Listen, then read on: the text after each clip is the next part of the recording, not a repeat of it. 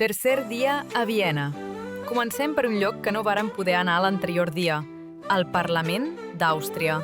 És millor reservar-ho abans i, la veritat, no em va decebre gens. La visita és gratuïta i el guia parlava espanyol. Després vam anar a la Biblioteca Nacional d'Àustria. Encara que només sigui una sala, és impressionant. A mi les biblioteques em fascinen, no sé per què. Algú més sent això? Si és així, quines són les més boniques que heu vist? També passareu per davant de l'església dels Agustins. La rampa era molt empinada i no hi vaig entrar, i la veritat, me la van ensenyar en vídeo i tampoc val molt la pena. A la tarda, visita guiada al Museu Sissi i al Palau Hofburg. Aquestes visites guiades m'encanten. Permeten conèixer dades curioses i també realitats massa romantitzades, com la vida de Sissi. L'únic inconvenient?